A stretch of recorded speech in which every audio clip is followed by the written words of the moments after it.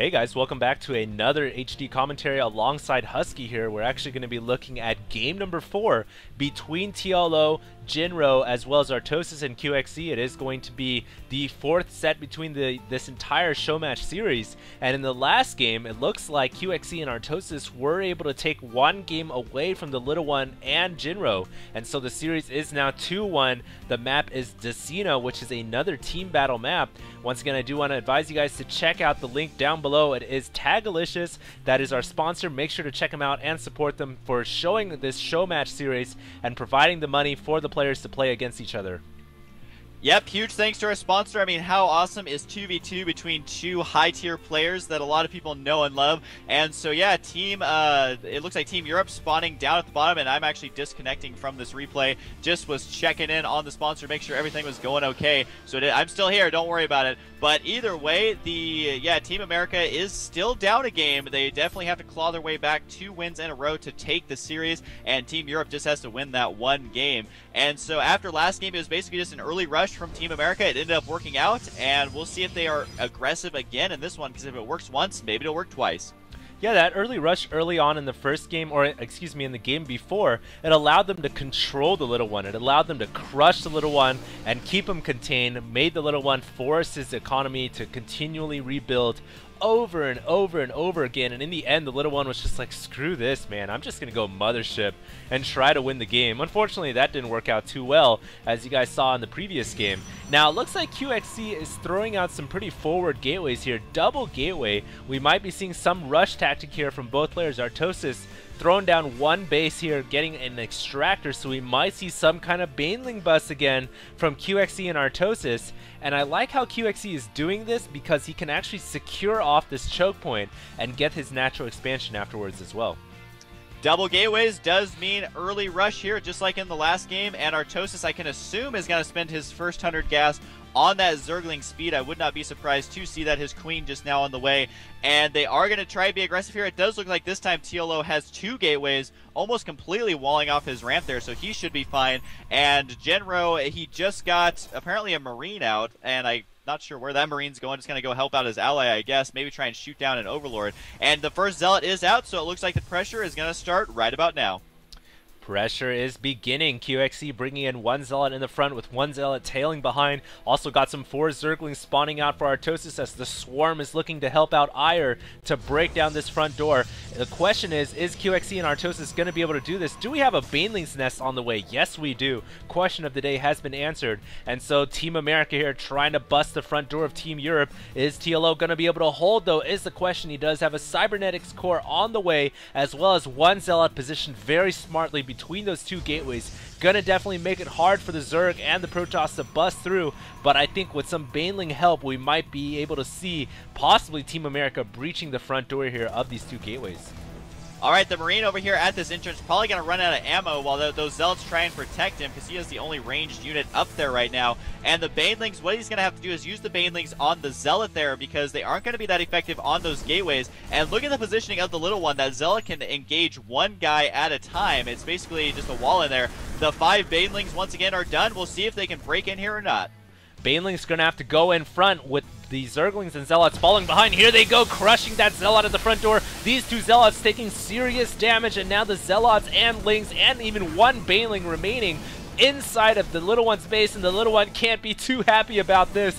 This is the 2nd game his front door has been breached so early on, and Artosis and QXE, excuse me, showing how it's done early game, bringing in that early pressure, and the Little One forced to pull probes off the line. The probes are getting taken out by the Zealot and the Zergling, though. A force field, late force field, and now this is bad news for TeamEurope, as 1 player may be falling here in the first 5 minutes.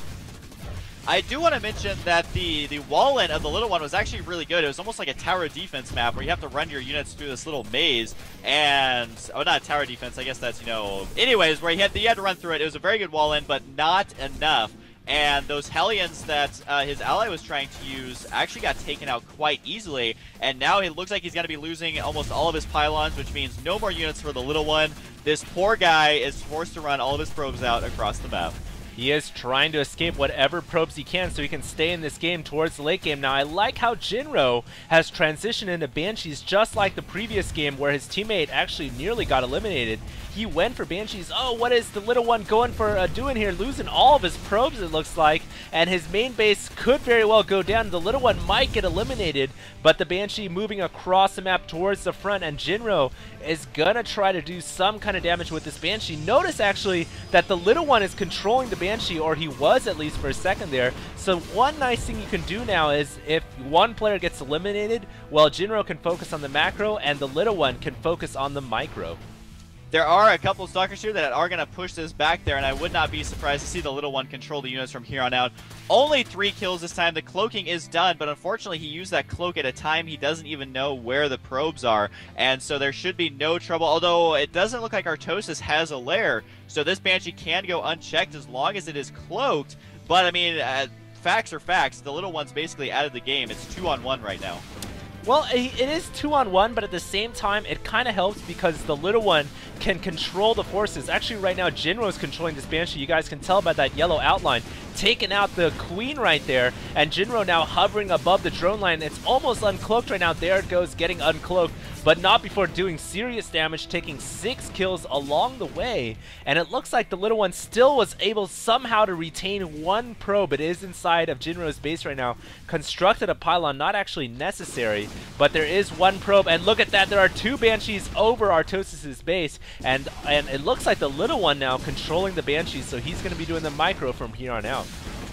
Now, he was able to take out 2 Spore Crawlers, but now they are burrowing right here. I think this harassment is eventually going to end, especially now that the Stalkers have shown up. The drone line there's a lot less drones there, but he did survive that attack, and there are a bunch of Zerglings on the map for Artosis. The problem is once again, look at the entrance of Jinro's base. He has such a good wall in. It's very difficult to break that down because it's 2 giant buildings, 1,300 HP on one and 1,250 HP on the other. So it's going to be hard to break in there, but he's only on 1 base right now. Artosis is going to be denying that second. He is only going to be on 1 base. Jinro thinking about trying to move out and get another base right now. It is going to be difficult. Look at this. Jinro, or it looks like the little one summoned a mule to repair the Banshees. Very creative play right there. Using a mule to repair these Banshees when they were very low on health. He still has a Banshee pretty high HP right here. And the little one controlling this Banshee to try to do whatever damage he can behind the probe line of QXC's base. He is starting to slaughter some of these probes. Unfortunately, nothing that QXC can do. There he is, almost nearly able to kill that Banshee. The Banshee gets out of there in the red. But look at these 2 Banshees over here getting repaired by the mule, and it looks like the little one gonna continue to control these Banshees to do as much damage as possible while he's really out of this game and allow his teammate to macro up everything he can. A lot of people don't know this.